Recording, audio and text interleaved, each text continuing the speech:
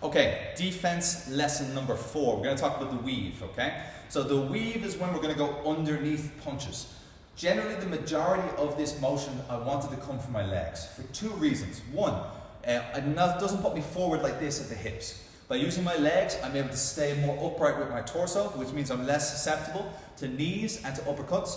But the second reason is because it's an athletic position when I bend my knees. If I was starting a race, I wouldn't start like this. I would start like this, ready to run. So it's the same sort of concept. I want to be in a position that I'm ready to explode. So when I go to weave under a punch, let's say I do a 2, and then I weave underneath, my knees are bent. So as I come back up, I'm in a position to extend my body and start to come with further shots to use for counterpunching or preemptive offense, okay? So weaving is very, very important. This is the basic technique for it. When I weave, it's slightly different to when I do slips. We mentioned before when we talked about slipping that I generally want to go in a straight line when I slip, okay? You can obviously break those rules in the future, but when you're learning, understand that a slip is designed to get you inside an opponent. A weave, you're already inside, right?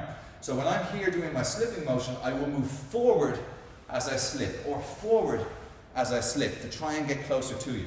If I'm doing a weave, I assume that I'm already inside, so now I'm going to start moving sideways to create an angle. If you're standing 10 meters away from me and you take 1 step to the right, visibly and in terms of actual angle, it's not going to make a big difference to me. But if you're standing directly in front of me and you take 1 step to the right, next thing you feel like you're completely on my side. So the closer you are, the more lateral movement becomes effective.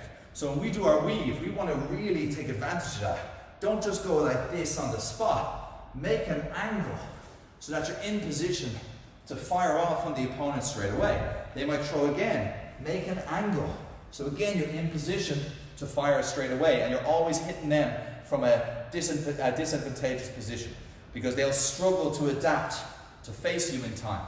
So when we weave, we want to bend our knees, we want to move lateral with the feet, and we want to make sure that we keep our chin tight but our eyes up. Alright, we always want to make sure we can see what we're doing. Hands are nice and tight. Remember, we're in the pocket or in the inside at this point, so there's no point in having the hands out here. When we weave, everything comes in nice and tight, and we're ready to fire and throw our offense from there if we see the opportunity, okay? So that's our weave. Work that into your shadow boxing as well. Again, you can do basic shadow boxing where you might be working longer range stuff. Work it from the outside, work it from the pocket, boom. And then you might start to think and visualize about getting closer, where you might work a combination, weave in, now you're inside to throw hooks and uppercuts and all that kind of stuff, all right? So enjoy and make sure that's a regular part of your training.